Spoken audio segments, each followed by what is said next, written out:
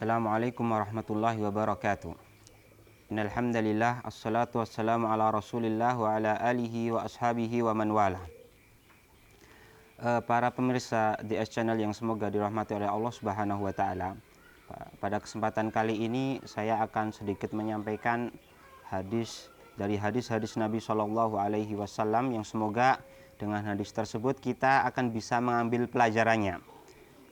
Imam Bukhari dan Imam Muslim dalam sahihnya meriwayatkan hadis dari sahabat Umar bin Khattab radhiyallahu taala anhu qala sami'tu Rasulullah sallallahu alaihi wasallam yaqul innamal a'malu binniyat wa innamal likulli imri'in ma nawa faman kanat hijratuhu ilallahi wa rasulihi fa hijratuhu ilallahi wa rasulihi faman kanat hijratuhu lidunya yusibuha aw imra'atin yatazawwajuha fa hijratuhu ila ma hajara ilaihi.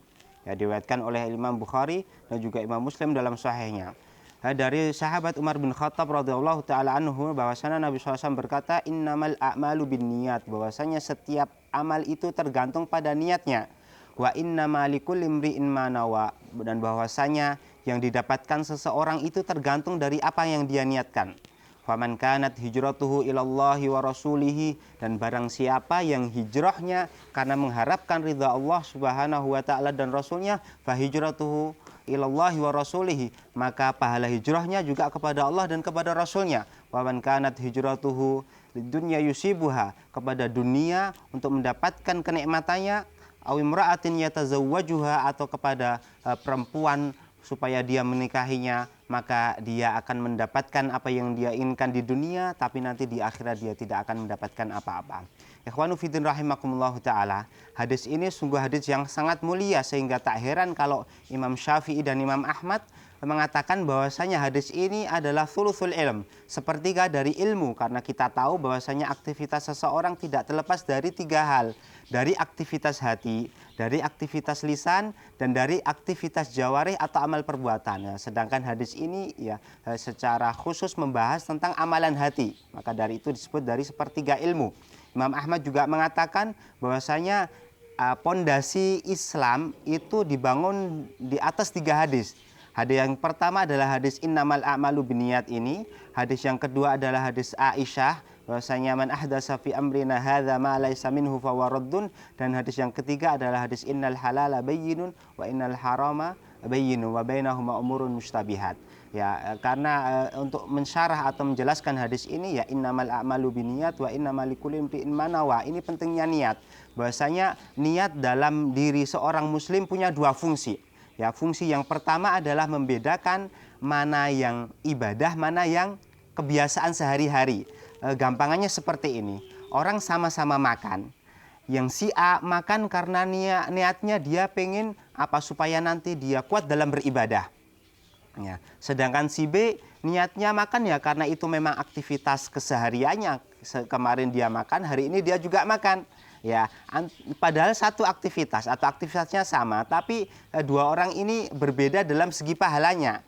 Yang si A mendapatkan pahalanya karena memang niatnya untuk supaya dia kuat beribadah, sedangkan yang si B tidak mendapatkan apa-apa karena memang itu karena memang itu aktivitas keseharian dia atau rutinitas keseharian yang dia jalani. Ya, itu fungsi yang pertama. Sedangkan fungsi yang kedua adalah untuk membedakan antara ibadah satu dan yang lainnya, yang lainnya. Misalnya ibadah nafilah dan ibadah wajib, orang sama-sama salah 2 rakaat, tapi yang satunya niatnya adalah 2 rakaat sebelum fajar, yang satunya 2 rakaat subuh, tentunya nilainya berbeda dan hukumnya juga berbeda. Itu fungsi niat, dan niat dalam diri seorang muslim itu memiliki keahamiyah atau urgensi yang sangat luar biasa. Ya, maka dari itu tak heran para salaf mengatakan, diriwayatkan dari Abdullah bin Mubarak, rubba amalin sagirin tu'azzimuhu niyat wa rubba amalin kabirin tusaghiruhu niyat. Berapa banyak amalan yang sebenarnya itu bernilai remeh, nilainya remeh, tidak ada nilainya, tapi karena itu menjadi agung karena niat. Dan juga berapa banyak amalan yang sebenarnya itu adalah amalan-amalan yang besar, tapi karena niat yang salah itu tidak dinilai sebagai amalan yang besar, bahkan tidak dinilai apapun. Ya, ini bisa kita lihat cerita dari seorang perempuan pelacur Bani Israel ya dia seorang pelacur, kita tahu bahwasanya dosa zina adalah dosa yang sangat besar dan luar biasa pengharam Allah Subhanahu wa taala terhadap dosa ini, ya. Tapi dalam riwayat yang sahih, ya, disebutkan bahwasanya seorang perempuan pelacur Bani Israel, ya, pada saat itu melihat anjing yang kehausan, sangat kehausan sampai hampir-hampir mati. Lalu karena ya tuntutan keimanan yang ada di dalam hatinya, dengan ikhlas dia memberikan anjing tersebut ya seteguk minuman sehingga anjing tersebut masih tetap hidup. Yang karenanya Allah Subhanahu wa taala mengampuni dosanya. Mengampuni dosanya. Tapi kita juga tahu ya ada bahwasanya 3 orang yang pertama-tama akan merasakan panasnya api neraka adalah orang-orang yang beramal dengan amalan yang sangat luar biasa. Pertama adalah orang yang belajar dan mengajar dan orang mempelajari Quran, yang pada saat itu didatangkan oleh Allah Subhanahu wa taala, lalu ditanya, ya apa yang kalian kerjakan terhadap nikmat-nikmatku? Lalu dia mengatakan, saya belajar karena engkau ya Allah, dan saya juga mengajar karena engkau ya Allah, dan saya juga membaca Quran semata-mata karena engkau ya Allah. Apa kata Allah Subhanahu wa taala? Kadzabta walakinnaka ta'allamta ilma wa 'allamtahu liyuqal alimun wa qara'tal Quran wa ta'allamtahu liyuqal anta qari'un.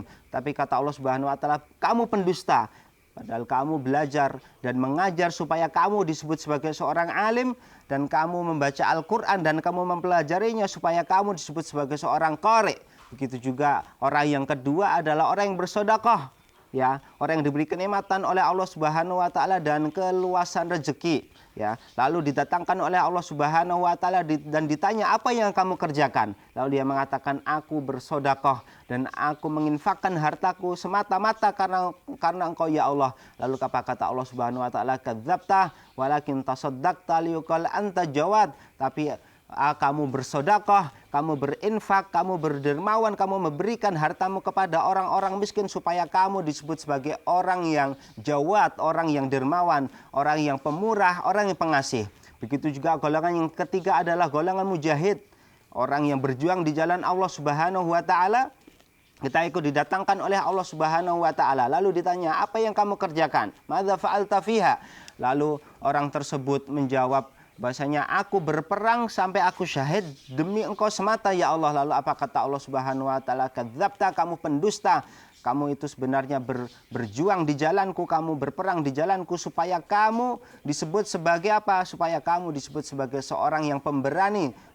Liyuqal anta jari, supaya kamu disebut sebagai seorang pahlawan, supaya kamu disebut sebagai seorang yang gentleman. Ikhwanu fiddin rahimakumullah taala. Dari dua cerita ini bisa kita ambil pelajaran bahwasanya niat itu sangat urgen sekali dalam amalan seseorang. Kita lihat tadi seorang pendosa besar, pezina, yang karena amalan yang sedikit tapi karena niatnya tulus karena Allah Subhanahu wa taala dia diampuni dosanya. Sedangkan 3 orang tadi yang sebenarnya amalan-amalan yang besar, amalan seperti sedekah, seperti membaca Al-Qur'an dan mempelajarinya, seperti juga berjuang di jalan Allah Subhanahu wa taala, tapi karena kesalahan niatnya maka amalan tersebut tidak bernilai apa-apa, bahkan menjadi bumerang baginya. Jadi ikhwanu fiddin rahimakumullahu taala, innamal a'malu binniyat. Sesungguhnya bahwasanya seseorang itu amalan seseorang itu tergantung daripada niatnya. Wa innamal likulli imri'in ma nawa, dan yang didapatkan oleh seseorang itu tergantung apa yang dia niatkan. Faman kanat hijratuhu ilallahi wa rasulihi. Di sini Rasulullah SAW ya menekankan tentang salah satu aktivitas dalam Islam yang sangat mulia, yaitu hijrah. Hijrah di mana seorang muslim dituntut untuk hijrah, berpindah dari negara kufur, negara yang di situ ada kekafiran, menuju ke negara Islam yang situ ada Islam, ketika dia tidak mampu untuk menjalankan atau tidak mampu untuk menjalankan syariat-syariat Islam, atau ketika dia tidak mampu untuk mendapatkan agamanya. Begitu juga hijrah. Ketika orang berhijrah, ketika dia tujuannya adalah semata-mata mengharapkan ridha dari Allah Subhanahu wa taala, maka dia akan dinilai pahala yang besar oleh Allah dan Rasulnya. Dan begitu juga kalau dia hijrah tujuan semata-mata hanya untuk mencari kesenangan dunia atau mencari kepuasan syahwat dan nafsu, maka dia akan mendapatkannya di dunia, tapi nanti di akhirat kelak tidak akan mendapatkan apa-apa kecuali rasa lelah dan rasa capek. Demikian yang mungkin bisa saya sampaikan terkait dengan hadis yang mulia ini. Pertama yang bisa kita simpulkan bahwasanya amalan niat itu sangat penting dalam amalan seseorang, karena niat fungsinya bisa membedakan antara aktivitas biasa dan antara ibadah. Dengan niat aktivitas biasa kita bisa merubahnya menjadi sebuah ibadah. Begitu juga niat bisa membedakan antara ibadah satu dan yang lainnya, dan juga niat bisa menjadikan amalan yang kecil menjadi amalan yang besar, dan juga sebaliknya amalan yang besar bisa diubah menjadi amalan yang kecil yang tidak bernilai, bahkan bisa menjadi bumerang bagi pelakunya. Demikian yang bisa saya sampaikan. Assalamualaikum warahmatullahi wabarakatuh.